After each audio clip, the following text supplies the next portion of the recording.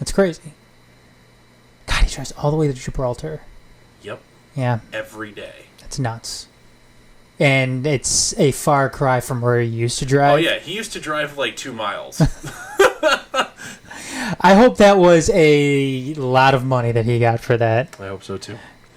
Well, anyway, Shawn, if you listen, miss you, buddy. He says he's going to be back next week. Don't hold your breath, anybody. We'll see. It's probably him texting us right now like, hey, you asshole, shut up. My phone, both of our phones just buzzed. I don't. It wasn't Shawn though, ironically. So, anyway, tonight's show. Only a couple things on the docket here tonight. We're gonna do kind of a mid-cycle analysis of the Detroit Tigers rebuild. They're a couple years in. They're still a couple years away, maybe, and that's the point. As far as rebuilds go, guys, this ain't it, guys. This ain't how you do it. Yeah, let's get right into it. The Detroit Tigers are bad. Since the end of April, the pace they're playing on is 2003 bad. The eye test. Their pitching cannot get anybody out. They cannot score runs. And they look awful on defense. The prospects, especially in the offensive side, are not maturing. Guys aren't getting better. Numbers aren't perking up as the weather is perked up. And they just are what they are. You're talking about the prospects that are up with the team right now. I'm not even talking the prospects that are up with the team. Okay. Because quite frankly, that's another thing. Let's actually start there. Most Tigers fans would think the rebuild's about 3 years away. Let's go through the current big league roster. How many of these guys are still going to be here? How many of these guys will be still big leaguers in 3 years? Surprisingly, probably few of them. Mm-hmm. Let's go through it real quick. 40-man. We're not going to just do the active roster. We're going to skip over some of the pitchers who've made like one appearance or guys that have been on the injured list all year. We're not going to count those guys. Is Sandy Baez. By the way, he's 25. Not a prospect anymore. Not a prospect anymore. He's going to be 26 at the end of the season. Still hasn't. He can't get guys out of AAA right now. Mm-hmm. Nope. Matt Boyd will probably still be in the big leagues in 3 years. Yes. Probably won't be on the Tigers. Probably won't be on the Tigers. Still technically could be on the Tigers. Still could, yeah. But that's exactly why you trade him now, though, is because you're still not going to be good in 3 years. Don't get too much into that. That's later. Sorry. Ryan Pull the Dorf. Yep. Ryan Carpenter. It'll be lucky if he's on a big league roster after yesterday's performance by the end of the year. Jose Cisnero is 30. He ain't going to be around. Buck Farmer. And is rock solid, about 4.5 ERA over his career. Still misses a lot of bats. There's a small chance. Probably not going to be making a lot of money if he is. Michael Fulmer. He's coming off back-to-back injured years. Will his arm still be functional in a couple of years? I don't know. I think Michael Fulmer will be okay. Not a guarantee. Every pitcher's far from a guarantee. Yes. But at the same time, dude hasn't gotten paid yet. There's nobody that's going to be giving him a chance after chance after chance because he's got a long-term guaranteed contract. Mm-hmm. By the way, guys, Michael Fulmer, despite throwing mid-90s with seemingly nasty stuff, averages less than 7 strikeouts per 9 innings in his career. That's not a guy that has a long-term future. I'm sorry. At this point, he's no longer young. By the time he's back next year, if he's back at the beginning of next year, he'll be 27. Oh, that's well beyond a prospect status. Yep. Shane Green will probably still be in the league. Not as a Tiger. Not as a Tiger, yep. He won't make it out of the month as a Tiger. Let's see. Blaine Hardy. No, I mean, the dude's had a great career for a guy who was picked in like the 38th round or whatever it was. Likely at the twilight of his career. No, Blaine Hardy's a guy that you got... Nice org filler. Like you said, you've gotten everything you possibly can out of a 30-plus rounder, so...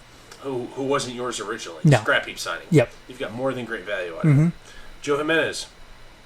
He gets shelled if he gets hit. Misses a lot of bats, so somebody's going to give him a chance. Still be the Detroit Tigers? Will he still be a productive piece of this team? I don't know. Dan Norris. It's like he forgot how to throw hard, and it quite frankly is disturbing because it's as a amateur biomechanicist. of pitching, there's so much basic problem with that front leg, just it being soft and not stiff, that there's not efficient energy transition. I'm sorry, he's got so much more available, and the Tigers aren't getting it out of him. Maybe it's time for a change of scenery. So you're saying with Dan Norris, it's more of a mechanics issue than anything else? Yeah. Soft front leg. Why? And that... You know what? Here's the thing. The Tigers may be beating it into him. He just may not be doing it, and that's his right as a professional athlete to ignore coaching advice. It's his choice. Or they're not, which is even more gross. Okay, in that case, though, because Dan Norris came to this team with a ton of... He was a top 100 player. Yep, top 100 player. He was the piece. He was what you thought you were going to get, and you actually got Matt Boyd. And Dan Norris is what you thought Matt Boyd was going to be, so it works out all right. So, I mean, who do you give the benefit of the doubt to in that sense? Because that's very frustrating. He threw a lot harder as a minor leaguer. He had a lot more nasty stuff as a minor leaguer. So you're giving him the benefit of the doubt. No, I'm saying he's gotten worse. No, but what I'm saying is you're more prone to... Are you more prone to saying that this is a coaching issue rather than a Dan Norris not... Taking coaching advice issue? I don't know. I don't pay attention. I don't know. It just doesn't seem like Dan Norris is the type of guy that would do something like that. And right now, this coaching staff hasn't shown us anything. Yeah, Rick Anderson. When has Rick Anderson ever had an elite staff? He was most known for his time when it was Ron Gardenhire's pitching coach in Minnesota. Yeah. And his staffs were known for being soft tossing and pitching to contact, which, oh, by the way, that don't play in today's game anymore. No, especially not when you have guys like, Justin Verlander sitting there bitching about juiced balls and shit like that. I mean, it's a different game now, and yeah, soft tossers. The hitters are just different, Justin. Yeah. You're making more of them look stupid, but the ones who actually get to you, put it over the fence instead of hit liners. Yeah.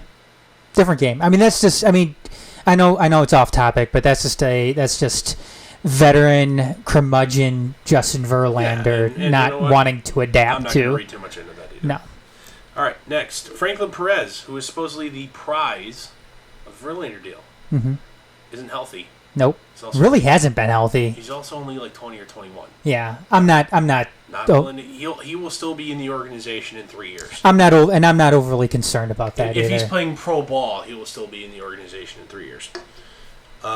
Nick Ramirez, a guy they signed who was first drafted as a first baseman by the Brewers and turned into a fairly decent long relief innings eating guy for this organization.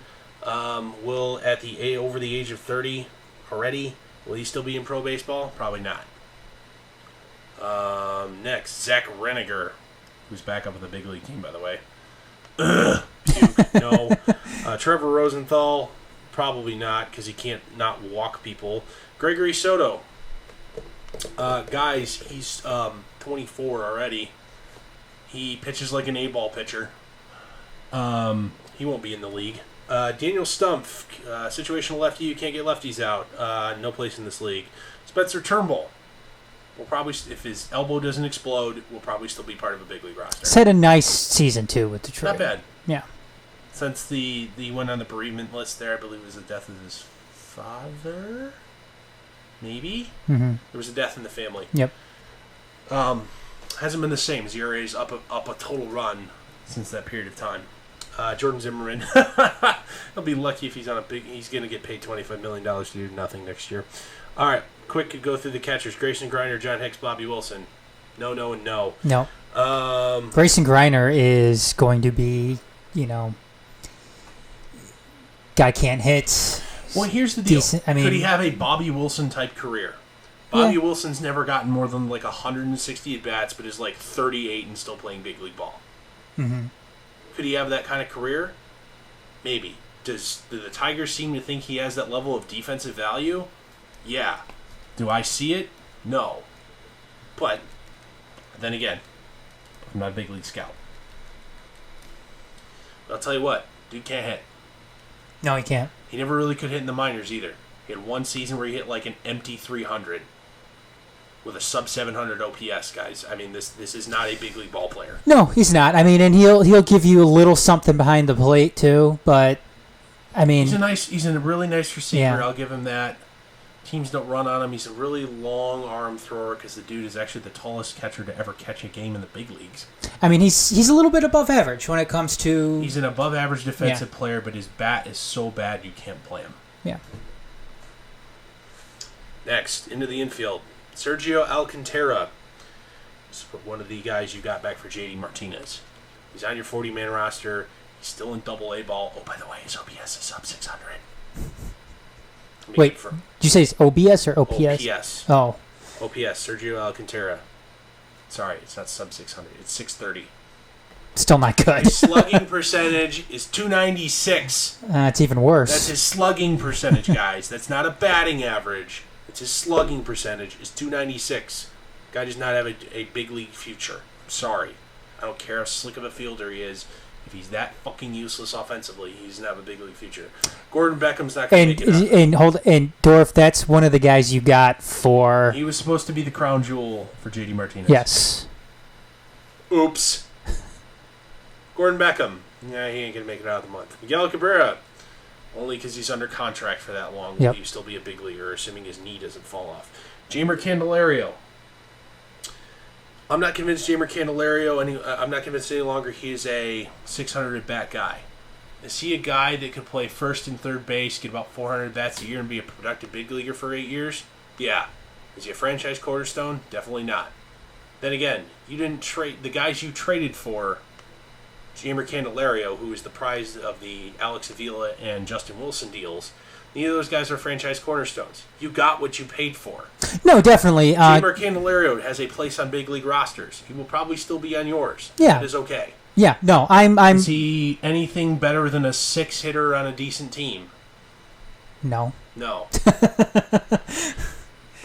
Harold Castro. 26 years, he'll be 25 currently, 26 by the end of the year. Just kind of getting his first big league regular action. He's been in the lineup a lot recently. Not doing too bad. He's Hernan Perez with a little less power. Cool. He's got a job on a big league roster. Is he a guy that's ever going to get more than 300 bats? Probably not. Willie Castro, guy you got from the Indians for Leonis Martin. Leonis Martin is out of baseball now. And Willie Castro hits an empty 300 at AAA. Dude doesn't hit homers, doesn't steal bases, draws a decent amount of walks. His defense is awful. So you won that trade then? Yeah, oh yeah.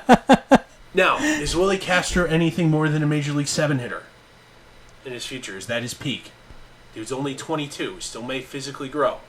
But guess what? The elite players at the position that you're hoping he becomes, like a Carlos Correa, a Francisco Lindor, a Alex Bregman, a other guy, a Xander Bogaerts, who you hope that guy turns into, already were doing it at the big league level at his age.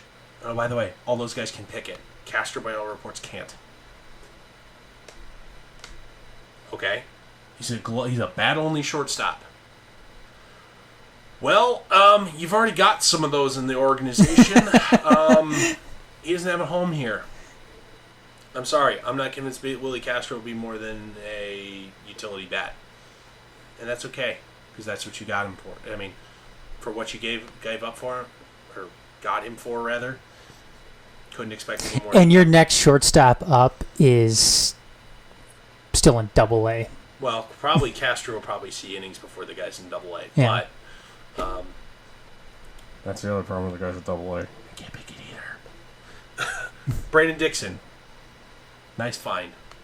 He won't be on the Tigers roster at the end of next year. Or at the end of this year. He'll walk in free agency.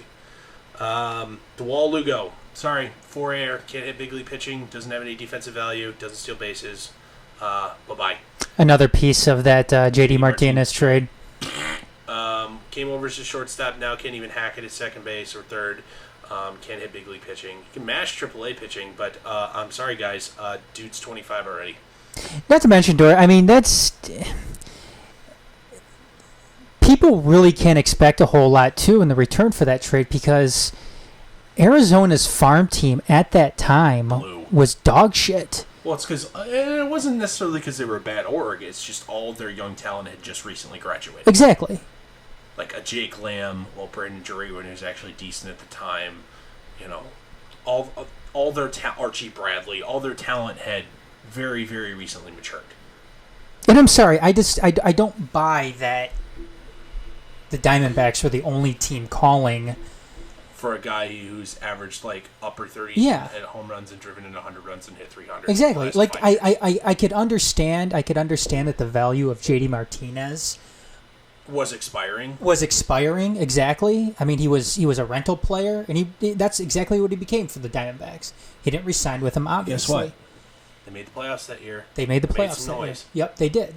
And in some cases, that's what you pay for. You get a guy like that, hoping that you'll make the playoffs, you'll make an impression on him, and he'll stick around. Or make a run. And, like, he Kawhi's you, he wins you a title, and then rides off into the sunset for a buku bucks somewhere else. Yes.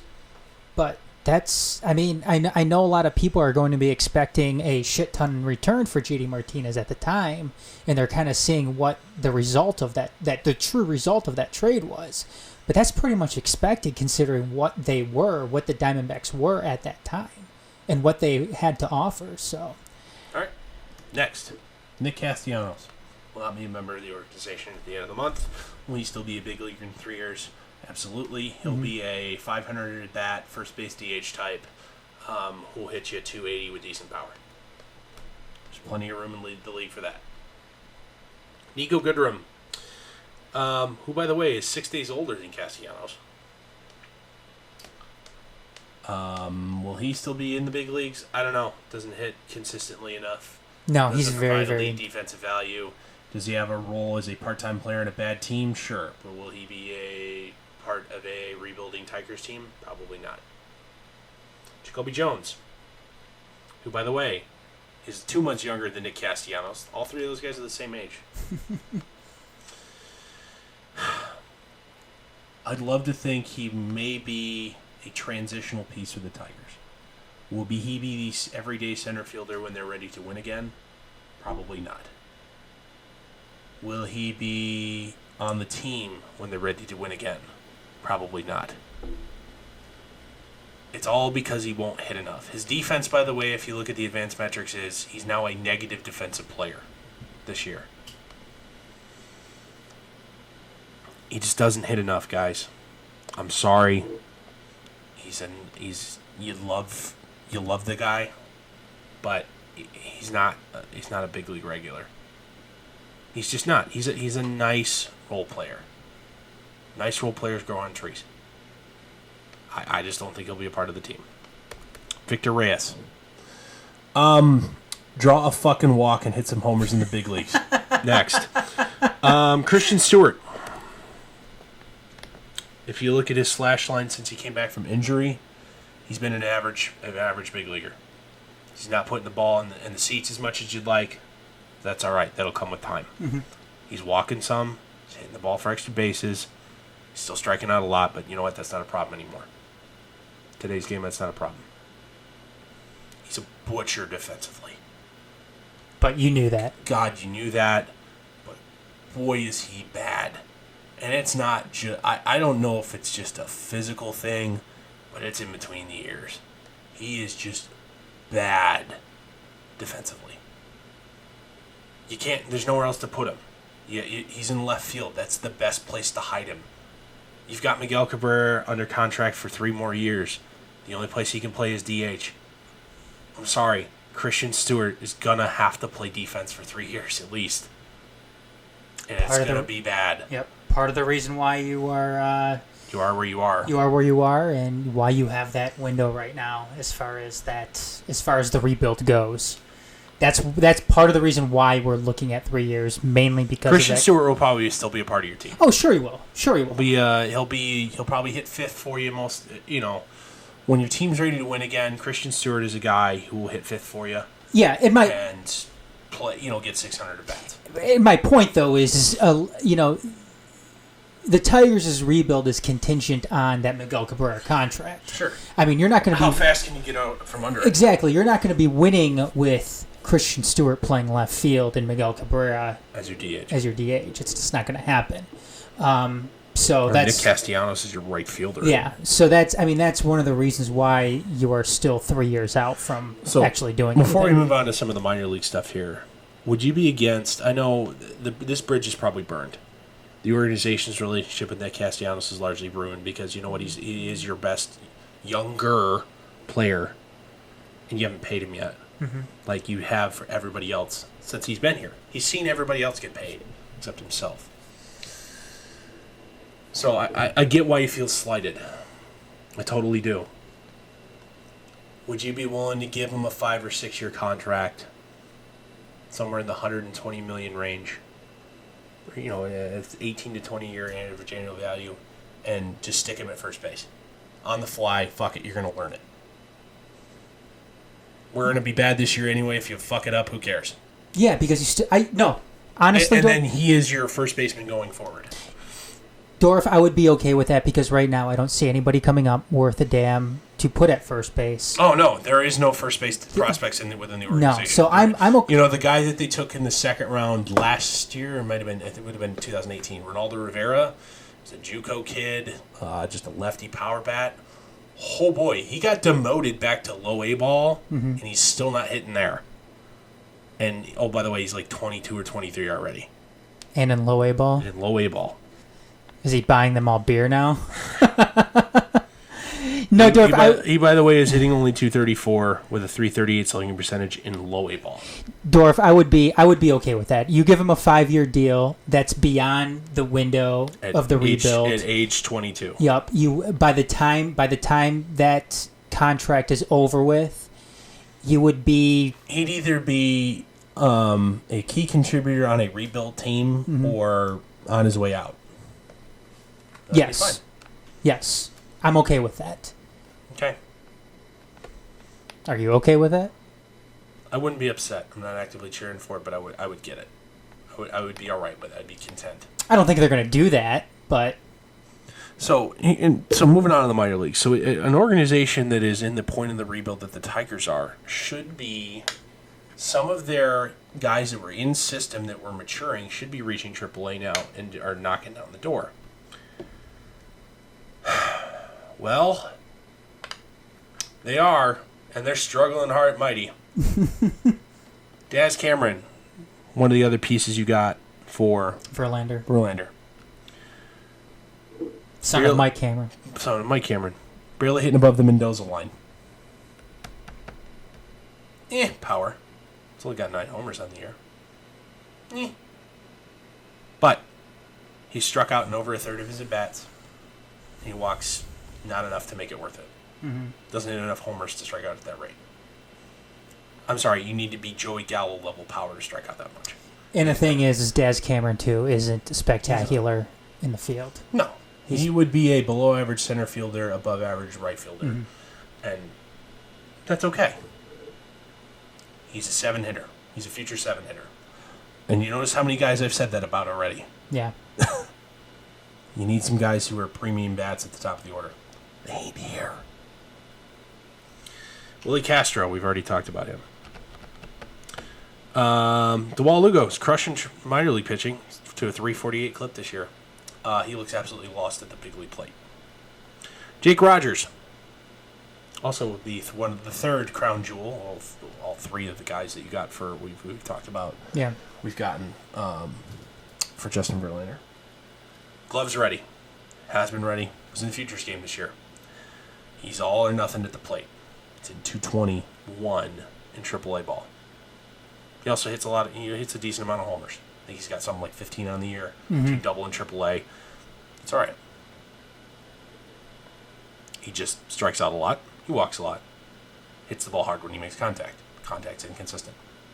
But his glove's ready now. It's a shame that he's already 24. It's a shame he isn't already on the big league roster. It's a shame that when Grayson Grinder got hurt, he didn't get called up. Yep.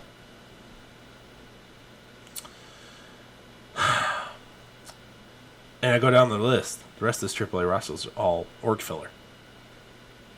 I mean, Jake Robson is like 25. 4A outfielder. Danny Woodrow runs like hell. 4A outfielder. Those guys are both listed in the top 30 prospects in the teens, upper teens. Currently, the minor league organizational leader in home runs. If you had to guess, without looking, who do you think it is? And how many homers? Say that one more time. Minor league organization, lead in home runs. Who do you think it is? It's going to be somebody that I'm not even going to think of, so just tell me. He's appeared in some big league games this year. There's another hit. Who is it? Mikey Matook. Oh, really? How many do you think he has? Home runs? 18. 13! There is no power in the minor leagues. The International League this year. The ball is flying out. There is juice baseballs in the International League. The Tigers just seem to not be partaking. Shocker. Yeah. Shocker is right. Let's go down to Erie. Guys that played the most games. Isaac Paredes won the AA All-Star Game Home Run Derby. And he's his OPS is 730. Okay. He's a tweener. I'm sorry. He's going to be... 730 OPS isn't... He's Juan Uribe. Yeah. 730 OPS isn't horrible. It's not very good either. No. For a guy who's going to be a corner infielder, it ain't good enough. No. He's going to play third base. Is he going to play third base? He's going to play third base. I always thought he was going to play shortstop. He's going to play third base. Okay. He splits his time there now. He's already about 220 pounds.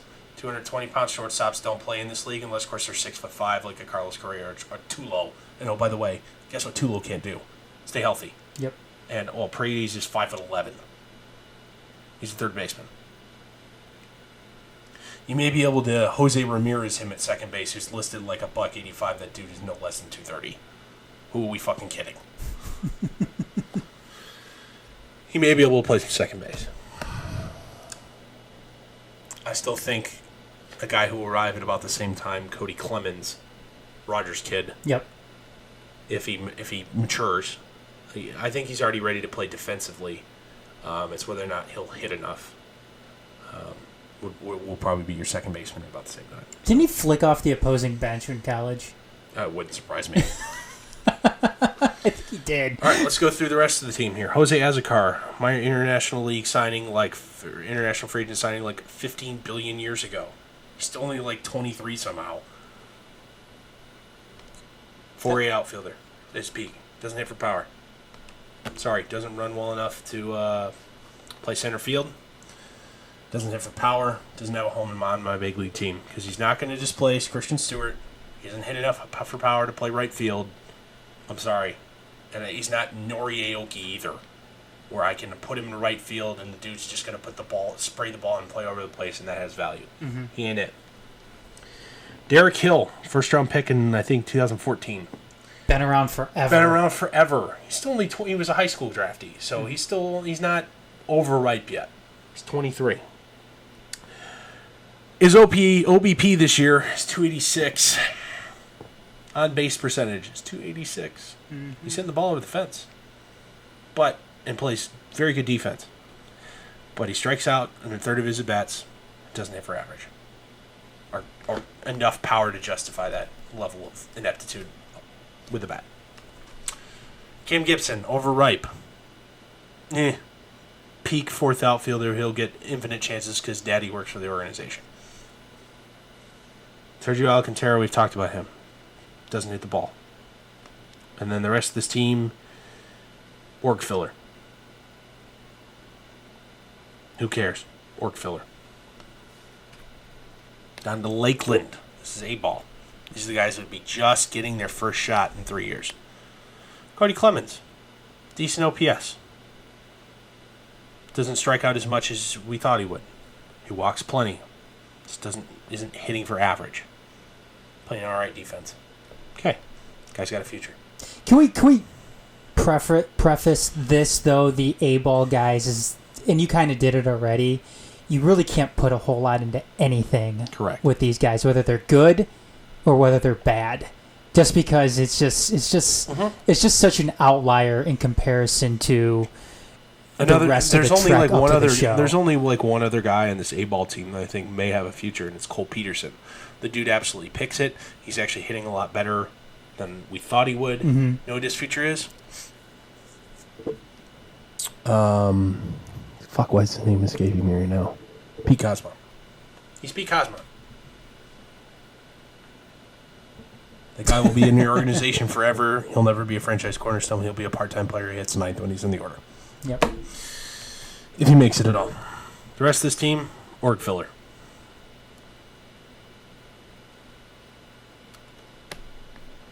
You know, I'm not even going to bother going to West Michigan.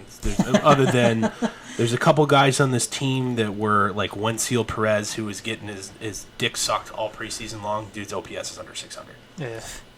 It low A ball. Playing every day.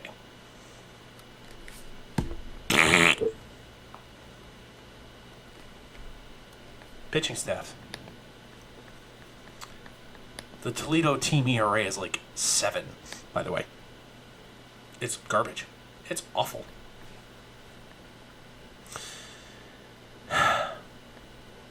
Your best pitcher this year. Oh, by the way, the guy who leads your team in innings pitched and had a fairly decent major league debut in his one start he got. Tyler Alexander. ERA of 5.7. Matt Hall, who's pitched the second most amount in innings, 71. 5.5. Ryan Carpenter, 4.6. Oh, don't mind his 9 big league ERA. Over 9. Spencer Watkins, guy who's gone up and down. Org filler. ERA of just under 6. Drew Verhagen, ERA just under 5. He's already been DFA'd this year. The one bright spot, a guy who might be a future contributor to a big league team, the side armor, John Schreiber. 3 flat ERA in AAA. After a sub 3 ERA in AA there this year, it's bullshit he's not on the team already. Yeah. Solid 3 ERA in AAA. In the International League this year? That's fine. That's like half. Yes. Half the average. That's pretty good. That's fine. Yep, that guy needs to be getting out for your big league team. And he's a sidearm pitcher, too. Gregory Soto. So much fun. Guess what Gregory Soto's ERA in AAA is this year? What's that? 7. Sandy Baez, ERA in AAA this year, 7.4. Do we need to continue? So you're saying now I'm down to the guys who've only pitched like here for a week. So you're saying there's not any immediate help in AAA. No immediate help in AAA. Bo Burrows, first rounder in 2015, has been hurt on and off this year. Actually has a 3.67 ERA. Here's the kicker: 41 2/3 innings pitched so far this year. Only 32 hits, 20 walks. He's not missing bats. Only 36 strikeouts.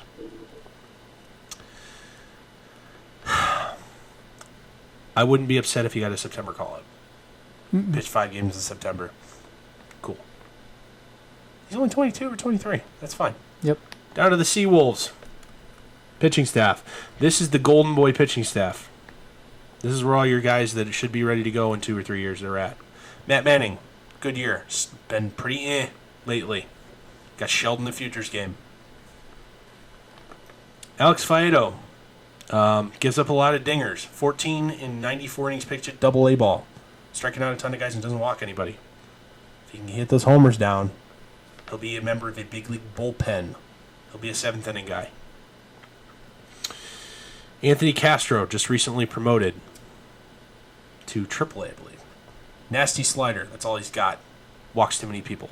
Doesn't strike out enough guys. Next. Casey Mize, oh, by the way, is hurt.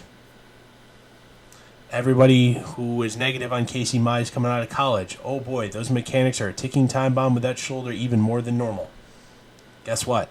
Time bomb's probably started going off. When do you want it to go off? Because it seems like with pitchers nowadays... This isn't something that, just a simple surgery will fix. This is something you're going to have to remake the man. And I'm sorry, you don't do that with pitchers. Isn't that kind of the problem, though, with Michael Fulmer and his delivery? Yeah. Fulmer's is biomechanically sound. Mize puts too much pressure on, I forget which muscle group in the shoulder, that doesn't play well long term. And that's what was so... I mean, that's what was so great. I know we're kind of harking on the past here, but that was so great about Verlander, right? I mean, just... Justin Verlander is biomechanically, like, flawless. Yeah. I mean, just his motion, his delivery was...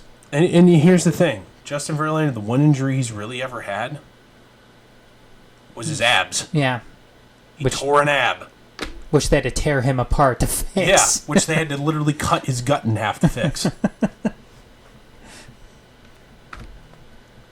Nothing to do with elbow or shoulder. He's never had an elbow or shoulder problem in his entire life. Nope, which is... Justin Verlander is... And that's why, quite honestly, if Justin wants to pitch into his early 40s, he can do it.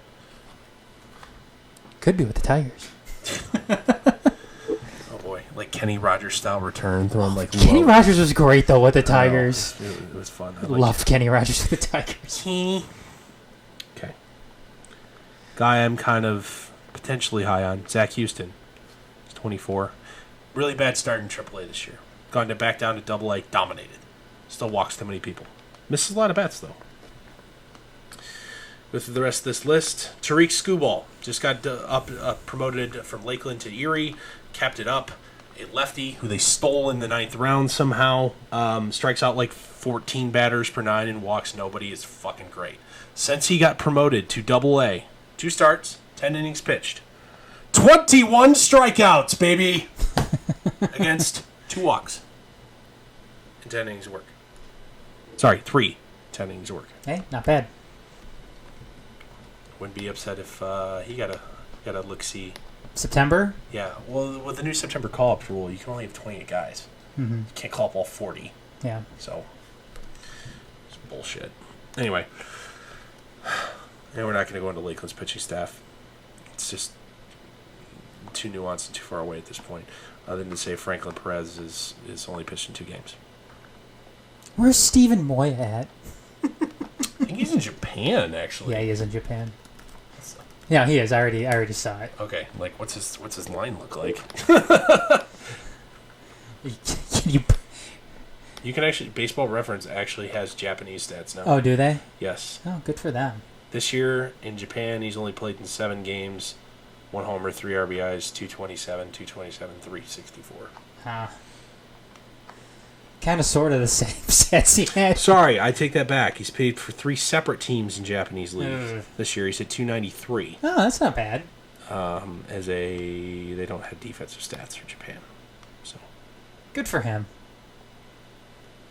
Played in the Mexican League the year after the Tigers. He's still only 27, by the way. Man, he turns 28 in like 2 weeks. So bad, though. So bad. It really wasn't. Defensively, he was bad. The dude needed to be a first baseman DH type you're right. from the time he was like 12, Yeah. and because Miguel Cabrera was there, and so was Prince Fielder at the time, that was never going to happen. Yeah. It's not his fault. No, it's not. I'm just saying he was bad in the outfield. That's all. Yeah, so, I mean, go through the top prospect list. Casey Mize might be due for some major shoulder surgery, which would delay his debut at least another year, which means he would maybe be breaking in the middle of year 1 of the when it's time to win again. Matt Manning could get outs in the big leagues this year. He'd probably have an ERA of about 5. And we don't need that. Let him finish the year in AAA. Pitch the last month of the year in AAA. I'd be okay with that. Franklin Perez, please, dude, please just get healthy. You're only 21. You don't turn 22 into the offseason. Just get healthy. Dominate AA at 23 next year, and we'll see you at age 24 in the big leagues. Isaac Paredes, please stop gaining weight. I want you to be able to play some second base for me, maybe some third. I want you to be Marwin Gonzalez. You play left today, third base tomorrow, first base the day after. I want that kind of versatility out of you. Please keep the weight off. Daz Cameron, please some more consistent contact. You're still young enough that I'm not unhopeful that won't come. Bo Burrows, 6th. I think his future is in the pen. He's probably your future 8th inning guy. Not what you hope to get out of a first rounder, but will you have a productive role on a big league roster? Will you ever be more than a 1 WAR a year guy? Probably not, but that's all right. You need those kind of guys. Willie Castro, my thoughts are abundantly clear on him. Parker Meadows. He's only 18 or 19 years old. Austin Meadows. Not Austin. His older brother made the All-Star team from Tampa this year. Apparently, it's mandatory right now, so he's only hitting 224 in low A ball. But apparently, by organizational directive, he is forced to bunt once a game. Don't read too much into that low batting average, because everybody knows it's coming. Alex Faedo. Probably be a seventh inning guy, or maybe a fringe starter. I'm okay with that. Kyle Funkhauser. Guy that I thought they stole because he didn't sign because of an injury risk. He's almost overripe. He'll be 26 by the time next year starts. He's been hurt again this year. I'm hoping he can take a leap forward. He's gotten shelled in AAA this year. In his rehab assignments, he's done two starts in Erie and one start in Lakeland on rehab assignments. They've been good. Let's see if once he gets back to AAA, if that works out all right. I think he's starting in Erie tonight. Wencio Perez. Jake Rogers. I hope he's on the big league roster by the end of the year. Cody Clemens. We've talked about him. We've talked about Sergio Alcantara. Logan Shore, a guy they got in the second round of 2016. He's 24. He's in Double-A. Doesn't miss any bats. Only 45 strikeouts and 78 innings of work. That ain't going to fly. Dude, it's make it or break it for him. Jake Robson, 4A organizational filler. Tyreek Skubal will climb up that list incredibly as he keeps, missing bats at a prolific level in the minor leagues. Brian Garcia, he's a guy at AAA right now, coming off Tommy John. Has had pretty decent numbers. Don't be surprised if you don't see him up here in the next month. Long-term value, who knows? Mm-hmm. Average big league reliever, maybe. That's his peak. Daniel Woodrow, overripe 4A type outfielder, can run like the Dickens. Does he do anything else well? Not really. Brock Deathridge, except the same thing as Daniel Woodrow, except at low A ball. Anthony Castro strikes out a lot of people, also walks a lot. He's only in Erie. He's 24. He'll be 25 at the very beginning of next season.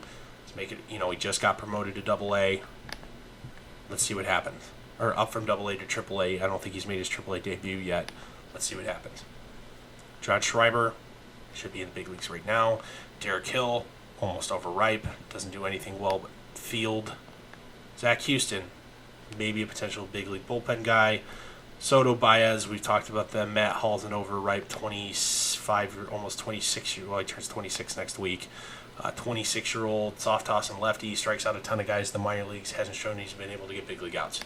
Dustin Peterson, we saw him struggle bus at the beginning of this year in the major leagues. Has actually not been terrible at the AAA level this year with an OPS of just under 7.5. Not a big league regular, a depth, first base corner outfield type. That's fine. You need him until the rebuild is done, and then his usefulness will likely be over. And we've talked about Jose Azocar and the other guy, Kingston Layak, who's 30th, was their fourth round pick last year out of high school, is 19 and is in short season ball. So I'm not even going to bother with him. Guys, this is not an organization that's ready to win.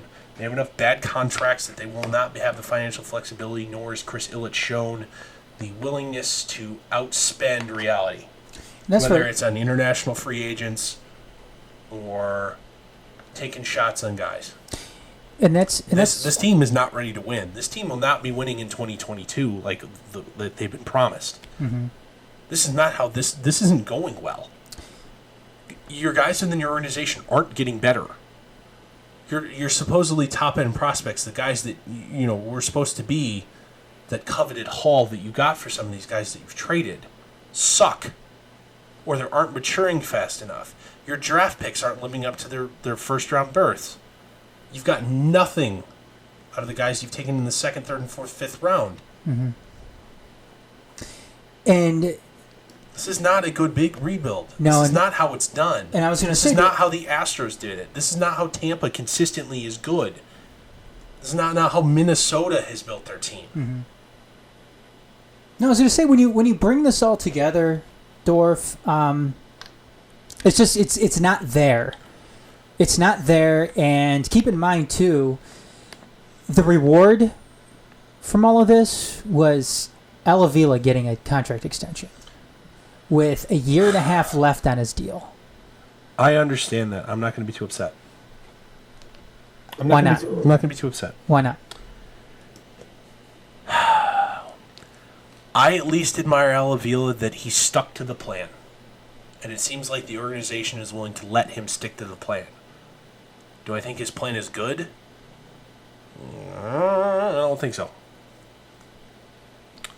Do I want to essentially admit the last 3 years have been a waste? Blow it all up and start your rebuild all over by bringing in an entirely new front office staff? I don't know that that's wise either. But you know what? It's not. I mean, when you say you blow it up, I mean it's not like you're going to be bringing in. If you're going to bring in somebody from the outside, your farm director's going to be different. Your entire development staff is going to be different. All your scouts are going to turn over. Like that would be blowing it all up. I know, but that's not to say that you're not going to have the guys that you already have in place, player-wise. Yeah. It's not like you're going to be getting rid of those guys. It's not like you have to sit here. But if you change organizational philosophy from a development perspective on what you value, what you hammer home, how you teach things, because there's new front office staff involved. But if you're going to delay development further. But you've had Avila now in place for how long? 4 years? So it would have been 2015 trade deadline. So about 4 years. Almost 4 years to the couple weeks. It'll be 4 years. Yep. I mean, is that because you let Dave Dombrowski do the trade deadline? He did it well, and then you fired him. Is that something that it almost in year 4 now? I mean, do we have enough of a sample size to sit here and say, hey, that philosophy isn't working? So are we going to go ahead? Are we going to go ahead and continue along the line that we did with Dave Dombrowski, where we waited? Oh, by the way, do you hear Boston sports media? All they can talk about is like Dave Dombrowski can't build a bullpen. Story of Tiger fans' lives, huh? Story of the entire 2000s here. Yeah. But I mean, how are we willing to go down that road again and essentially kind of sort of repeat the same mistakes with Avila in waiting too long for something to transpire that we did with Dave Dombrowski? I don't know, because I think the first year of Avila, I think the first full year, I think the directive was still win now. At the beginning of the year, that offseason was spent on focusing on winning now. The decision to, it's time to burn this down, was made at the trade deadline in 2016.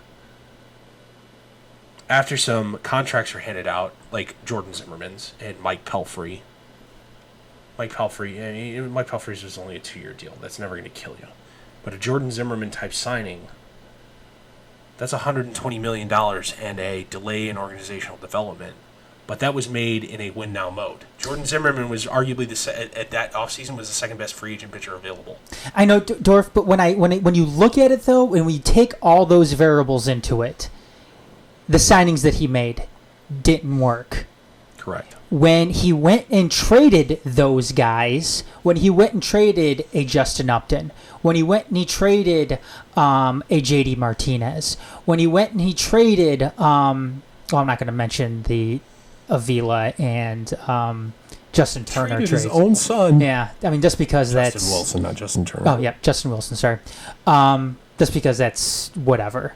I mean, none of those deals, nothing he has worked out for this team, really. I wouldn't say it hasn't worked out. He hasn't had any huge home run successes. Has he hit a couple doubles?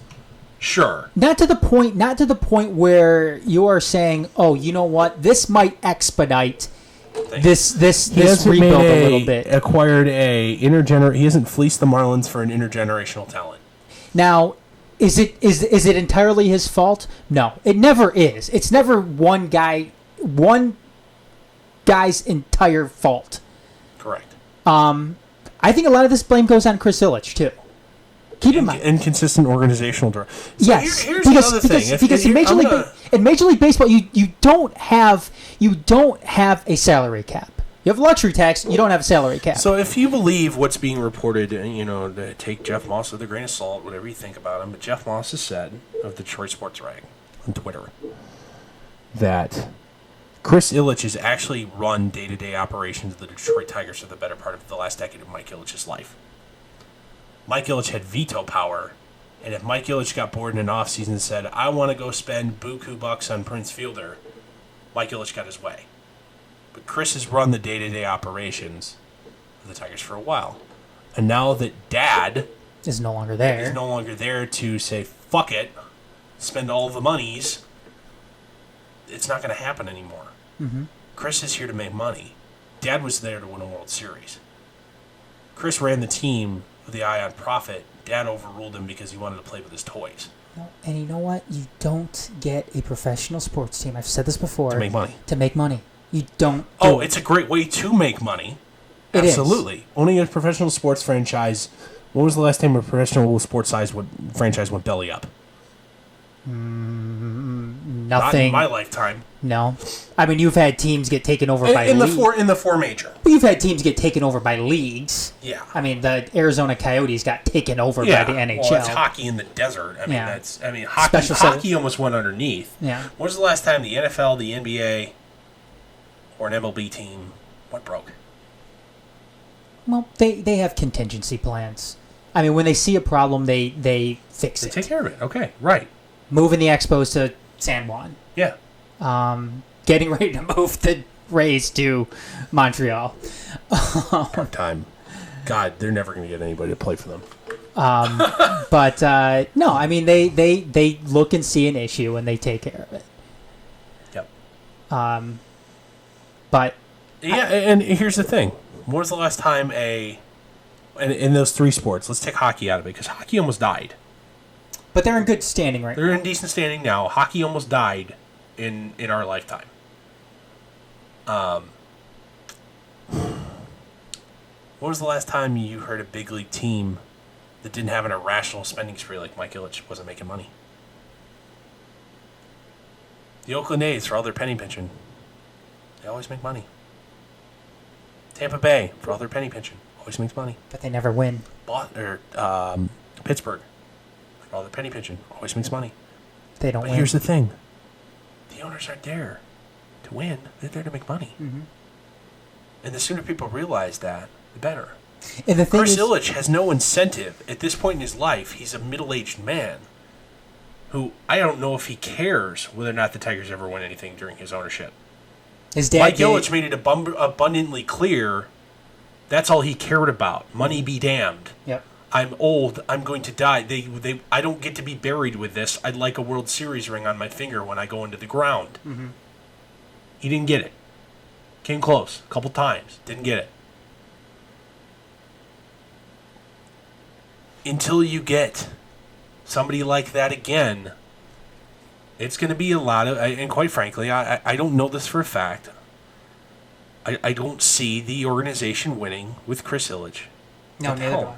Neither do I. And that's not an indictment on him. And you know what? I quite frankly, in his position, I have a hard time saying that, his job right now is essentially to keep the coffers full because the entire extended Ilitch family is long-term welfare and intergenerational wealth is tied up in three things.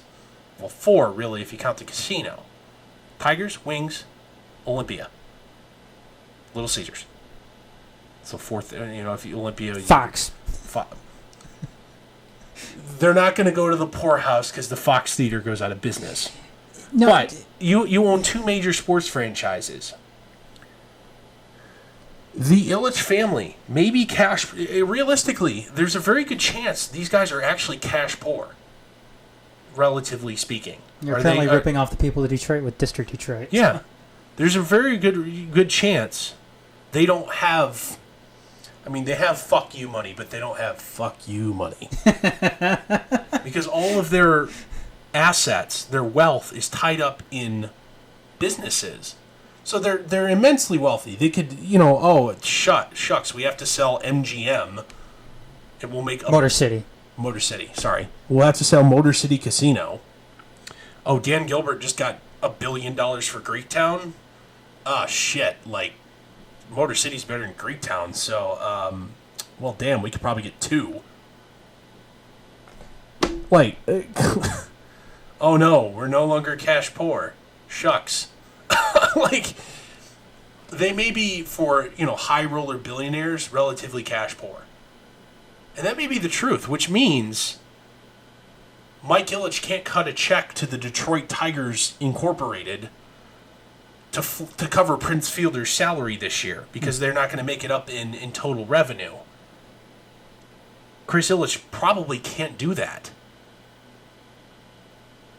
Or isn't willing to do that. Because, you know what? He doesn't think he's on his deathbed. Maybe that's the case. It's and I can't fault the guy. No, and when you look at it from Chris Ilitch's, and I don't want to sound like I'm defending Chris Ilitch because I'm not, but he inherited this team. Yeah, he didn't. Chris Ilitch, yes, he's worked in the family business. He didn't seek out the team. He inherited it. Yeah, he worked in the family business. The dude has never wanted for anything in his life. His family was, he worked for Dad. Dad started from nothing, made it big, selling bad pizza, but that's okay. I like it. You were wrong, sir, but that's another show for another time. I just don't know, guys, that unless, of course, you are really willing to do this right, what I mean by right is, I mean starting over your rebuild and enduring another 6 years of pain, 6 to 8 years of pain for payoff, you're going to become the Detroit Pistons of the MLB. You will win 83 games a year, and you'll never get anything. You'll win 78 to 83 every year. You'll hover around 500. You'll never make the playoffs. You'll spend a ton of money doing it, and you'll never win. You'll never come home with a World Series. One thing, Dorf, because I know we're trying to wrap up, and this has been talked about on our Facebook page a lot as far as selling the team. And, the thing is you can go on, you could tell an owner. You'd love to say sell it to Dan Gilbert. Dan Gilbert's not healthy, guys. No, he's not. He's not. He had a pretty major stroke. Stroke. Just got out of the hospital not too long ago, like a couple weeks ago. Yeah. He was in there for like almost a month. Over a month. But, Dorf, do you think that this team is being set up right now to sell based on the makeup of it? You could argue the financial moves that have been made are setting the team up to be sold in about 2 years. And that's what I'm saying right now. That's the lack of long-term free agent activity, which is also coincides with the team being bad. You don't make long-term investments when you're not going to win anyway. So that could be either thing. You've got 2 bad contracts left, 2 horrific contracts left. Otherwise, there's no long-term commitments to anybody. Mm-hmm. Jordan Zimmerman and Miguel Cabrera. That's pretty good. Zimmerman comes off the books at the end of next season. Cabrera is just a sunk cost at this point. Other than that, you don't owe money to anybody long term. And I hate making these pleas just because I think they're cheesy and dumb, and it's just like something that DSN would do. Those open letters to the organization. But you know what? Sell the team, please. Please. Or here's the deal. At least be honest with people. Sorry, guys, we ain't here to win. We're here to make money. We're here to win. I don't think they're ever going to. That's sports organization suicide. Yeah, you're never going to have an owner. You're never going to have an owner admit something like that. But just sell the team, please. This is a baseball town. Detroit is a baseball town. And here's the thing. There's great fans in Detroit. Dan Gilbert would have to sell the Cavs to buy the Tigers. There's not that rule in the NBA. It's not the rule, but just financially, he would have to sell the Cavs to sell. The NBA makes more money than the MLB. He's not selling the Cavs. He may sell the Cavs to then turn around and buy a different NBA team. He ain't selling the Cavs. He's not getting out of the NBA. That's the golden goose. Why do you think you've only seen like 3 NFL teams change hands in forever? Do you know what, though? Same thing with the NBA. The only reason an NBA team is sold recently is because Donald Sterling. Yeah. You know what, though? I don't want Gorse to own the Tigers. I don't either. I don't like the Tom way Gorse, we all thought he was all about winning at the beginning, and as we've shown, he's absentee. Yeah. You know what he does? He gets his feelings hurt like Mike Ilitch did with Max Scherzer and a long time ago Sergei Fedorov. As an owner, you can't get your feelings hurt. It's business, man. But those guys, you know what Mike Ilitch had in common with both those things? It was his toy. It wasn't his business. It wasn't a business decision. You hurt him personally. Yeah. And I get that. It's his right. It's his right to treat it that way. I like that in some sense, and I don't like it in some sense. Yeah. You know? And it's a lot of positives. It also comes a lot of negatives. Mm-hmm. Yeah, Max Scherzer told you no to $143 million over 6 years, and then he got 7 and 210. But as an owner of a professional sports team, that's how you should look at your team as. You should look at it as a toy. Oh, I'd love to. From a fan perspective, you want them to, but I can't blame them for not. I really can't. I'm sorry. I can't blame him as much if you inherit the business. If you are actively seeking out an organization to make money. You're like what's his name, Tillman Fertitta. He owns the Rockets. He made billions of dollars in casinos. Mm-hmm. Harrah's, that's his company. He bought the Rockets because he wanted a toy. He's championship hunting every year. Classic one. He just fucking traded Chris Paul in a shot at think of being more dynamic offensively, more fun to watch. Because Russell Westbrook and James Harden are back together again, baby. Yeah. God, is there going to be enough ball for everybody else? No, they may as well just pass it back. They may as well pass it back. They may as well play 2-on-5. And you know what? They'll still probably score 140 points a night. So will the other team. Yeah. Oh, man. Anyways, though. It'll be fun to watch. Yep. That's going to wrap up episode 179 here, guys. Motor City Uncut, presented by the Major Sports Network. I don't know when our next episode will be, but every Wednesday there is a sports-related podcast roughly in this time segment. Anywhere you found us now live, or you can find us all in the replays in all the same spot where you may have found us today. So for Dorf, I'm Dorf. Hey, we've been talking nonstop for an hour. I'm tired. So for Adam and part-timer Shawn, I am Dorf. We'll see y'all next time.